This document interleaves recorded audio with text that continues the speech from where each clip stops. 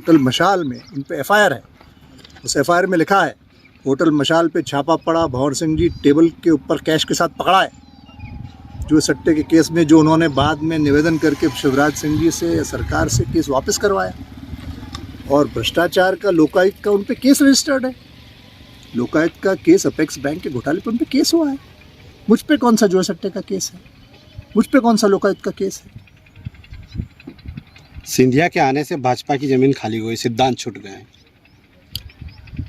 देखिए, मैं तो ये मानता हूँ कि पार्टी नेतृत्व ने एक निर्णय लिया, उस निर्णय को पार्टी में सबने स्वीकारा और उस निर्णय से हमारी सरकार बनी भाजपा की, और हम सिद्धांतों का और दिशा निर्देशों का अनुसरण कर रहे हैं। कौन से सिद्धांत छूटे हैं इस पर वो प्रकाश डालें, क्या गलत हुआ इस पर वो प्रकाश डालें। और जब उपचुनाव हुए तो सभी कार्यकर्ताओं ने तन मन धन से एकाग्रचित्त होकर पार्टी के दिशा निर्देशों का पालन करते हुए पार्टी का कार्य किया, और उसी का परिणाम था कि उपचुनाव में हम लोग जीत के आए। और तब से हम प्रयास कर रहे हैं कि क्षेत्र का विकास हो, ज़्यादा से ज़्यादा जनहित के कार्य हों। ये देखिए, मेरे बाईं तरफ ये ज़ील फैशन गारमेंट्स का एक इंडस्ट्री यहाँ स्टार्ट हो रही है। 12,000 का रोज़गार मिलेगा। 10 फरवरी को हमने इसका भूमि पूजन किया, सीएम ऑनलाइन थे। आज हमने पहला बैच ट्रेनिंग का 300 महिलाएं यहाँ पे रोज़गार पा रही हैं। हर महीने 300 का बैच आएगा।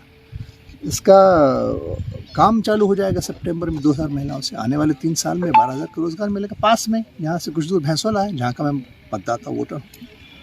मित्रा पार्क सैंक्शन हो गया, 1500 एकड़ में पार्क बन रहा है, 50,000 उससे रोज़गार उत्पन्न होगा। तो क्या ये संभव था पहले बदनावर में? सोचा किसी ने कि हो सकता है? आज संभव है। तो जन आशीर्वाद से हुआ है। जन आकांक्षाओं की पूर्ति करने का हम प्रयास कर रहे हैं। इसमें क्या गलत है? जिन लोगों ने पार्टी को गिराने का काम किया उन्हें पुरस्कृत किया जा रहा है। मुझे पता नहीं वो किसकी बात कर रहे हैं कि किसने पार्टी को गिराने का काम किया, किसको पुरस्कृत किया जा रहा है। अगर उनको पार्टी नेतृत्व से कोई गिला शिकवा है तो उनके तो संबंध सबसे हैं। वो सीधे जाके बात कर सकते हैं शिवराज सिंह जी से, वीडी शर्मा जी से, केंद्र नेतृत्व में वो बात कर सकते हैं। लेकिन इतने पुराने भाजपा के कार्यकर्ता होने के बावजूद पार्टी की रीति नीति और पार्टी की सार्वजनिक आलोचना करना तो पार्टी की संस्कृति भाजपा की नहीं है मेरे ख्याल से। तो कांग्रेस की संस्कृति में वो काम करने लग गए हैं, मुझे ऐसा लग रहा है।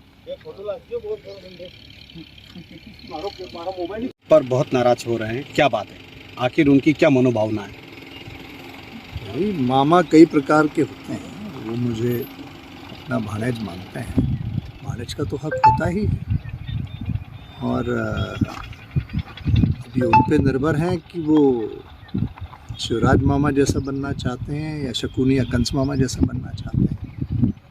ये उनको तय करना है। जहाँ तक मेरा सवाल है, मैंने तो कभी उनके विरुद्ध कुछ कहा भी नहीं है, ना ही मैंने कभी उनके लिए किसी आपत्तिजनक शब्द का उपयोग किया, या मैंने कभी ऐसा नहीं हुआ कि उनका सम्मान न किया हो। क्यों नाराज है मुझे नहीं पता। ये बात ज़रूर है कि वो मेरे सामने 2 चुनाव लड़े। एक चुनाव वो मुझसे 9,000 वोट से जीते, और दूसरा चुनाव वो बदनावर के इतिहास में सबसे ज़्यादा वोट से 41,000 की प्रचंड पराजय उन्हें देखनी पड़ी। तो जनमत था, जैसा मैंने जनमत स्वीकारा 2013 में।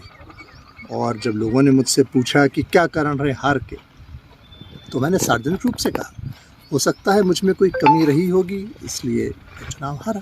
आप पर भ्रष्टाचार तो जब 2018 में वो चुनाव हारे तो उनको भी ये स्वीकारना चाहिए कि उनमें क्या कमी रही होगी कि 5 साल में जिस जनता ने उन्हें 9,000 से जिताया, तो उसी जनता ने उन्हें 41,000 से हरा दिया और उनको पॉलिटिकल रिटायरमेंट की और बाध्य कर दिया।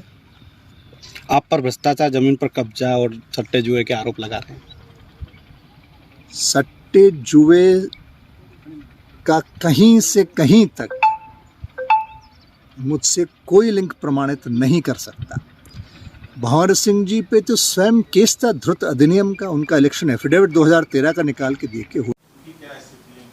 नहीं, सिंधिया समर्थकों के बारे में देखिए, आए हैं तो उनका स्वागत किया लोगों ने, और इतना ही नहीं स्वागत किया, उनको पार्टी में लाके पार्टी के कार्यकर्ताओं ने जिताया भी। लेकिन उसके बाद जो स्थितियां बनी है पार्टी के अंदर, वो मन को पीड़ा देने वाली और दुख देने वाली हैं। आज पार्टी उनके आने से अगर कोई मजबूत होती तो हमें समझ में आता, लेकिन उनके आने के बाद में हमारे पार्टी की ज़मीन खोखली हो गई, हमारे सिद्धांत छूट गए। जिस सिद्धांत को लेकर हमने पार्टी का निर्माण किया था हमारे लोगों ने, आज वो उससे विरक्त हो गई, दूर हो गई। हमारे भारतीय जनता पार्टी के मंत्रियों पे हमने कभी इतने भ्रष्टाचार के आरोप नहीं सुने जो आज लग रहे हैं ज्योतिरादित्य के साथ जो लोग आए उनके ऊपर। उन्होंने तो खुलेआम लूट मचा रखी है। आज बदनावर के अंदर हमारे राजवर्धन सिंह दत्ती गांव ने पूरी ज़मीनों पे कब्जा करना, सारे खजानों पे कब्जा करना, अवैध रूप से खनन करना सब चालू कर दिया है। जुआ सट्टा खुलेआम चला रहा है वो आदमी, और इनके आने के बाद में पार्टी की बदनामी हो रही है। पार्टी की मूल अवधारणा के साथ जो लोग जुड़े हैं उनके मन को पीड़ा हो रही है। यही बात तो हम संगठन को बता रहे हैं, और क्या कह रहे हैं। कार्यकर्ता अपनी बात संगठन को से कह रहा है कि भाई सुनिए, अगर आप समय रहते नहीं चेतेंगे तो यही कारण तो थे जब 2018 में सरकार चली गई थी शिवराज जी की।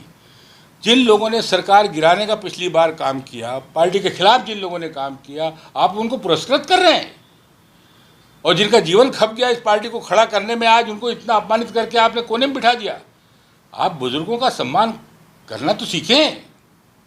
वो नहीं कह रहे कि हमको टिकट दे दो, कोई टिकट की लड़ाई नहीं है ये पार्टी को जिंदा रखने की, और लोग जो समाप्त करने में लगे उनके खिलाफ का संघर्ष है ये।